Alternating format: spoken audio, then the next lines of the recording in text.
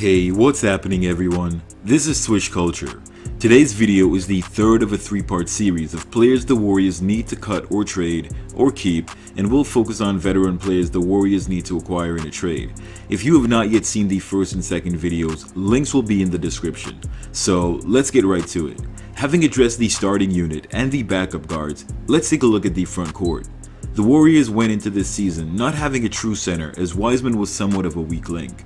He didn't have the necessary experience to carry the load of a starting center through no fault of his own, and the team didn't have a veteran player to help him transition to NBA basketball and utilize his natural abilities to help the team. That, and he needed a lot of work. The team ended up depending on Looney, who really is only a backup center himself, and while he's serviceable at the position, he's undersized and not very mobile. Two traits that do not go very well together. Not to mention his own injuries, which had the Warriors going further into the hole, playing an ultra small ball lineup for the majority of the season with a second year Eric Paschall and then two-way small forward Juan Toscano at center at times. Keeping all this in mind, we didn't even play with a true power forward either. Paschall is 6'6", JTA is 6'6", Dre is 6'6", so our shooting guard, Wiggins at 6'7", was the tallest player on the floor for the Warriors most of the time. While the Warriors were able to win with the small ball lineup after some experimenting, this is very problematic, and we saw this as the Warriors were on the cusp of making it into the postseason. So what are some options for the Warriors heading into 2022? If you guys have been watching the channel and enjoy the content, don't forget to like the video, hit that subscribe button, and tap the notification bell so you don't miss any of my latest updates. The first and most glaring issue that the Warriors had was a true veteran center. While the Warriors could attempt to trade for a starter level center, it is not absolutely necessary. The team could continue to develop Wiseman, but instead of relying on a smaller non-mobile center like Looney, the team should sign a player like Marquese. Yes, the same Marquese that the Warriors released a few months back. Chris is a very dynamic player and will be 24 years old this coming season. In case you were locked away somewhere in Siberia, or just now emerging from your pandemic cocoon, the former lottery pick, who is a small ball 6'9" center, suffered a broken leg at the start of the year that kept him off the court the entire season. He has a lot of potential, however playing alongside a team of misfits his first year with the Warriors didn't allow Chris to be the best version of himself.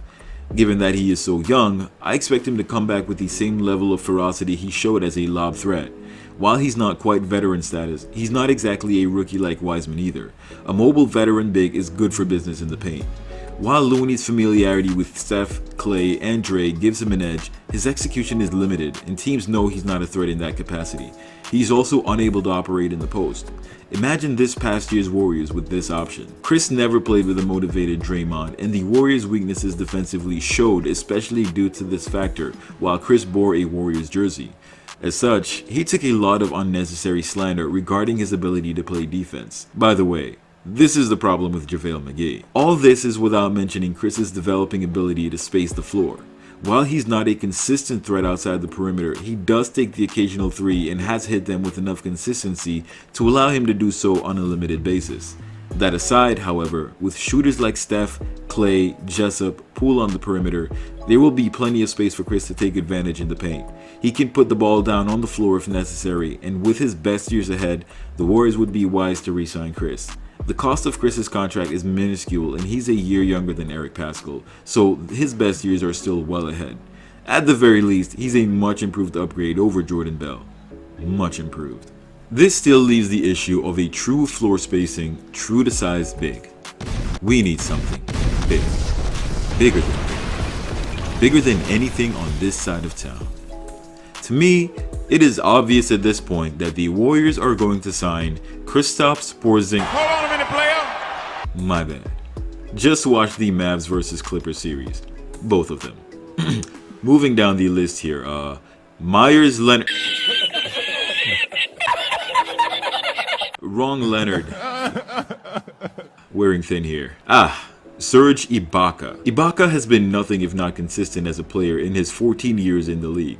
A true veteran, a true 7-footer, a true floor spacing big. But Switch, how do we plan on getting Ibaka? We don't have the cap space. Hey Arnold, look, we might not have the California state budget, but we still have Looney on the payroll as well as Paschall. That said, Ibaka does have a back injury and has missed a number of games for the Clippers in crunch time.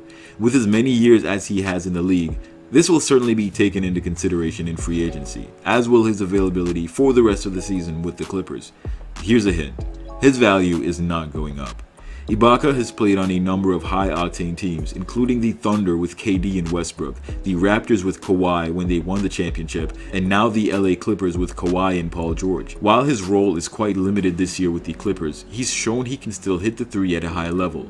With 11 points and 7 rebounds and 1.8 assists in 23 minutes, Ibaka is plug-and-play as you go. If you need to lean on him a bit more for scoring, he can do that. He'll pull down rebounds, and with the offensive threat that he poses, he'll find the open man more often than your typical big man. He's just as comfortable on the perimeter as he is inside the paint and isn't afraid to go toe-to-toe. Oh yeah, let's not forget the incredible Chris Ibaka reunion. Ibaka brings that fierce type of aggression that the Warriors need on both ends of the floor. While Dre is the enforcer, the combination of his energy and Draymond's will turn the Warriors frontcourt into no man's land.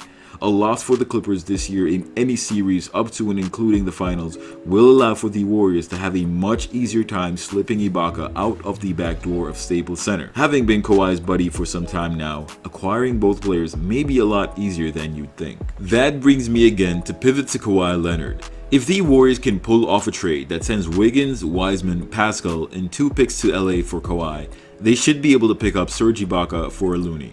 Sign and trade Oubre for cap space, pick up a veteran like Paul Millsap and a lineup of Steph, Clay, Dre, Kawhi, Ibaka with a bench lineup of Poole, Dinwiddie, Bazemore, Millsap, and Chris would have Chase Center at max capacity during preseason.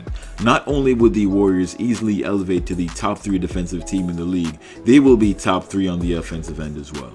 Yes, we give up Wiseman and a couple of picks, but we've seen LA ship more than that for a single year of Anthony Davis.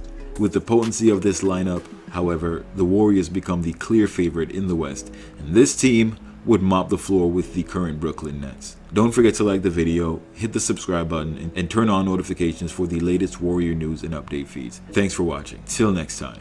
Swish. I block so hard, Smitty gets served. Call me Lonzo Ball, bitches get swerved. Usually I don't get down with these girls, but tonight it's on my mind, so I might eat these words. I just wanna